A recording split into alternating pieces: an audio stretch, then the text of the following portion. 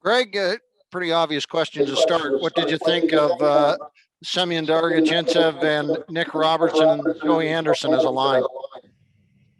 I thought they complemented each other really well.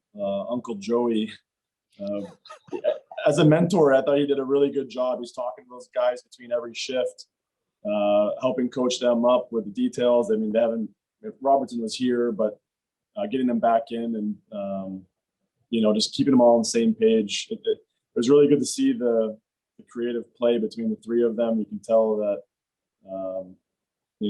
Robertson and Semyon definitely have some chemistry and spent a lot of time together. So, that line had a huge impact on the game today. 3 quality games in a row. What do you think of the trend in which your team is going? It's in a really positive direction. They've really come together. They're finding consistency in the game plan, working hard for each other. But it really stems from their focus and hard work and practice. The last few weeks, they've really gotten to work. They've battled through more difficult drills, and they're starting to see the fruits of their labor with the time and effort that they put in there. Next one goes to Nick Garden. Go ahead, Nick. Hey, Greg, I just want you to talk about a little bit more about Semyon and what makes him such a dangerous player on the 5-on-5 and on the power. I'm sorry, that cut out a lot. I had a hard time hearing your question. Oh, can you hear me good now? Try again. It's breaking up a little bit. But. I wanted you to talk about a little bit about Semyon Dargachintsev and just how he's just able to be so dangerous at 5-on-5 and on the power play. Yeah, you can tell the little pockets of time in between his shift where he's away from the puck. He's scanning the rink. He's finding his teammates, and he can predict where the movement's going. He has a special way of putting pucks into areas as players are moving into it, even if it's cross ice or in a direction that's not in the flow of the game in which he's moving. So, he's a special talent in how he sees it.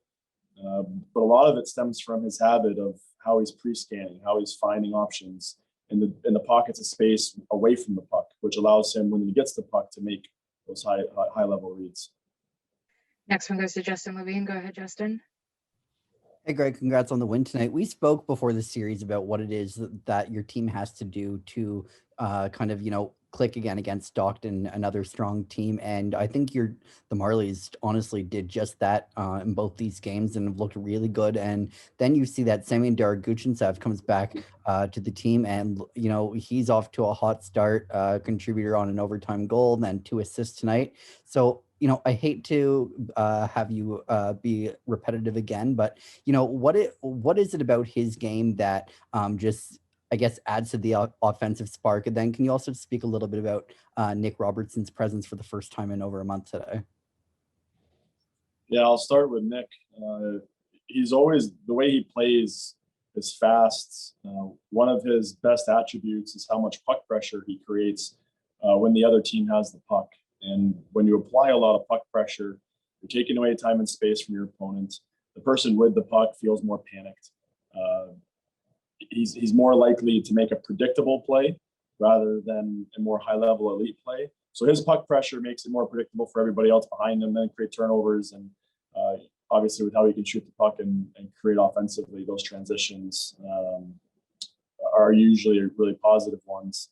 And and Semyon, he's just high talent, a lot of skill, can anticipate plays, find his teammates. He really elevates everybody that's on the ice in his puck play. It's been nice to have the impact that he's had in the last 2 games. It'll be interesting to see where he continues to build moving forward. And last one goes to Joshua Cloak. Go ahead, Joshua. Greg, appreciate the Full House reference there with Uncle Joey for us old timers. In all seriousness, when you know that you're going to have Semyon and Nick playing together and you know the history they have in Peterborough, do you make it a goal? Do you make it a point to say, I'm going to put them on a line together?